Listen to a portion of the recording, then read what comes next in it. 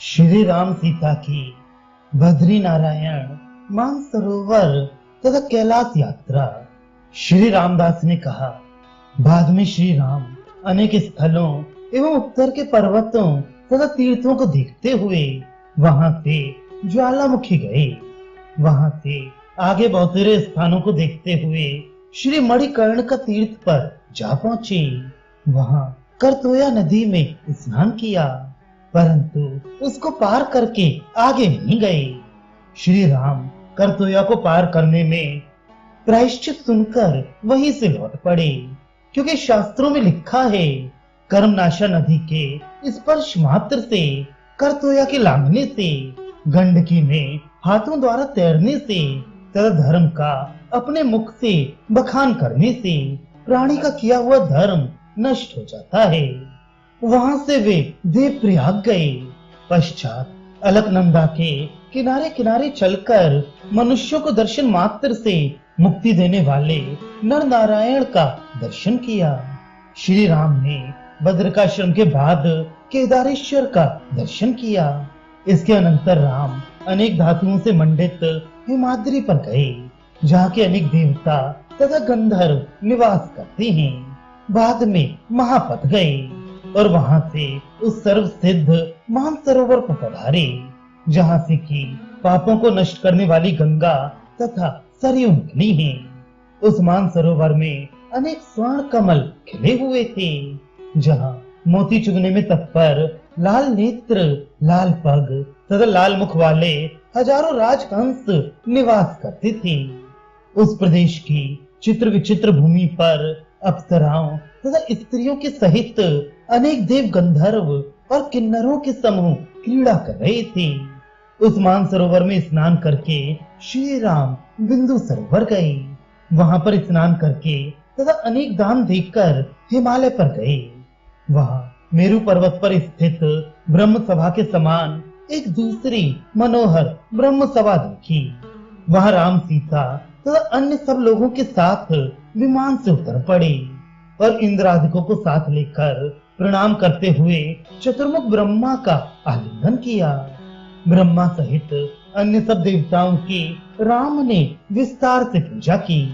पश्चात ब्रह्मा ने भी श्री राम का विधि पूर्वक पूजन किया और उन्हें सादर कामधेनु समर्पित की।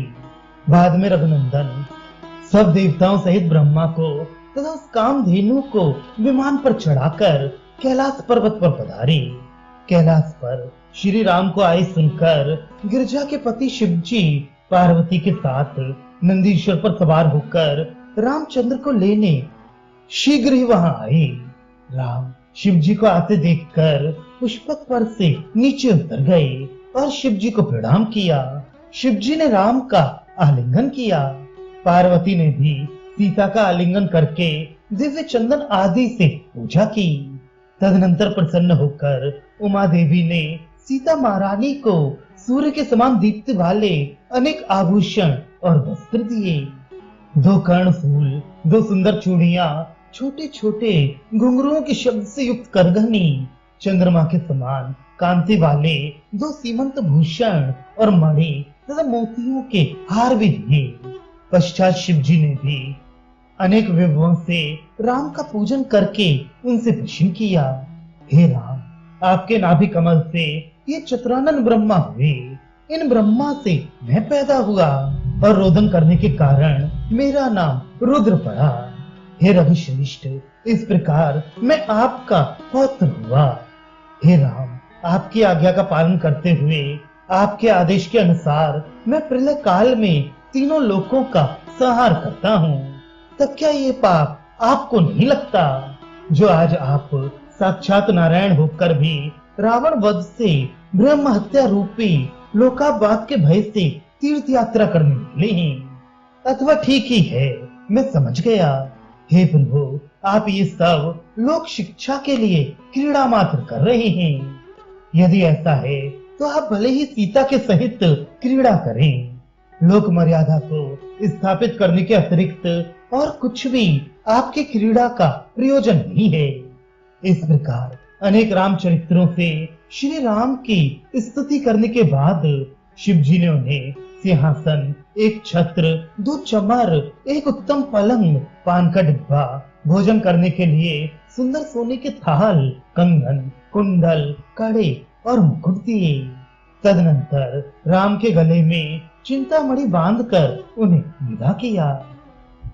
सीता ने राम के हृदय पर चिंतामणि देखकर उनसे कुछ लज्जा पूर्वक कहा, अच्छा, ये चिंतामणि आपकी रही और ये कामधेनु मेरी।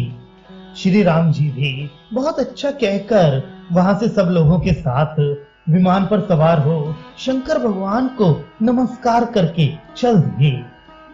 चलते समय वे शंकर भगवान को भावी यज्ञ की सूचना देते गए। ब्रह्मा को भी 1 मास के बाद होने वाले यज्ञ में अयोध्या आने के लिए कहा। वहां से भागीरथी के किनारे किनारे हरिद्वार गए। वहां से शीघ्र ही कुरुक्षेत्र में स्नान करके इंद्रप्रस्थ गए। वहां से मनोहर मथुरापुरी देखकर वृंदावन पधारे। गोकुल देखकर वे गोवर्धन पर्वत पर गए। बाद में शनि शनि परम पवित्र अवंतिका नगरी को गए, जो कि क्षिप्रा नदी के किनारे पर विद्यमान है।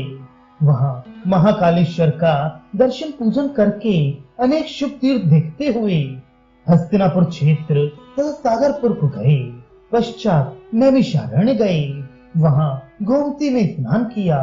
फिर पौराणिक सूत का दर्शन करके शौनक आदि ऋषियों का पूजन और ब्रह्मवैवर्त नाम के सरोवर में स्नान किया। तमसा नदी में अवगाहन करके राम अपनी नगरी को चल पड़े।